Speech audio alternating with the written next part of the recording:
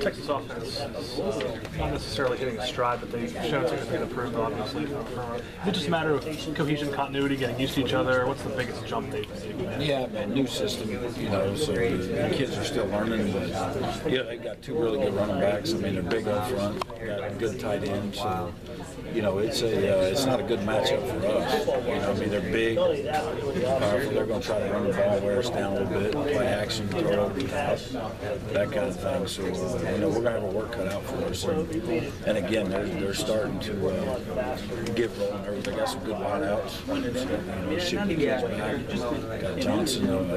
So they got some guys with speed. They're big, and they can hurt you. What you've seen of Swoops on film, what's his ceiling right now, do you think? I mean, he has all the physical tools, he just hasn't put it together mentally. Yeah, he's, and you just watch him. I mean, Oklahoma game, he played well. They were scoring some points. Iowa State, they scored 48 points. So, he's got the offense clicking right now, playing with a lot of confidence against Texas Tech. Early on, they got to him and pressured him a little bit, and he turned it over early, but then he got back on track. So, he's a good player. I mean, he can hurt you with his feet. He runs well, and he's big. He's hard to bring down.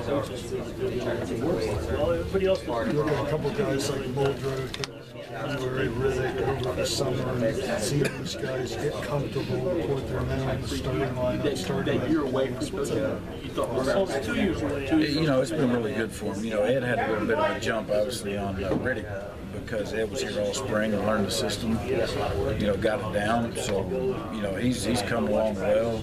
Played his best game the other night. Against TCU, he played really well. He's very active, running around. I like the way he's playing. And Riddick, he's been getting better every week. So I like where both of those guys are at, and they're helping us. Coach Patterson said after the game that you guys came out with what he called 10 personnel, and he said it kind of confuse them. Do you have to tweak this every week based on who you're going up against, and matchups and stuff? Say that one more time. I talked to Coach Patterson after the game, and I didn't understand it at first, but he said you guys came out with what he calls 10 personnel, and it confused their offense at first. So what I'm getting at is, do y'all have to tweak your defense every week, just based on who you're playing in the matchups? Well, what we do, not really. I mean, we do what we do. We're going to play a little bit different coverage and do some different things. But I mean, we put the same 11 guys out there. I don't know what he meant by it. I've never heard that. Offensively, I've heard different personnel groups, and never on defense. So, but I mean, we lined up like we do, every week. So maybe we were throwing some different looks at him or something. I'm not sure what he maybe meant by that. Tony, being able to find success against a guy like Boykin, I guess, how much confidence does that give your guys against a guy like Swoops? Is he the same type of player? Yeah, he is. He's not as fast. He's bigger. Swoops is 235 pounds and 6'4", so, he's a lot bigger, not as fast. But, yeah, I mean, I thought our kids did a great job Saturday containing Boykin for what he can do. So right now the kids are playing extremely confident. I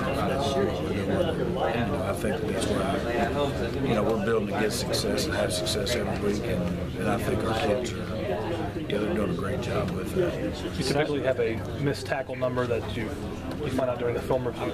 What did you come up with this time? What was the final tally? The other night, I think 18 and 5 were on one play on Boykins. And he ran about, he made 5 or 6 guys miss and got 6 or 7 yards on the play. I think he was running back and forth. So, but overall, I thought we tackled better. Carl Joseph had 2 or 3 big hits. KJ Dillon had 2 or 3 big hits, and that was the thing. Going back and watching that film, that was the most physical, the fastest, the most effort that we've played with all year long. I mean, it was something. Out of 79 snaps, about 78 of them were really good. Can you speak to the play that Terrell Chestnut on that fumble? He forced the fumble and ran it back for the touchdown. Yeah, that was a heck of a play. I mean, the kid made a good catch, you know, and then we always try to finish, you know, and he finished the play. He ripped it out, scooped it, and scored it. You know, I haven't graded many of those out before where you ever cause a fumble, recover, and score a touchdown. So those are rare. So that's a 10 then? Yeah, that's a trifecta right there. That's pretty good. Why is he so much better this year? How has he improved? But I just think he's healthy. You know, he's healthy. He's been in the program, and you know, he's just getting better. Coach Mitchell's doing a great job of coaching him. And, you know, he's bought into what we're doing. Your guys are flying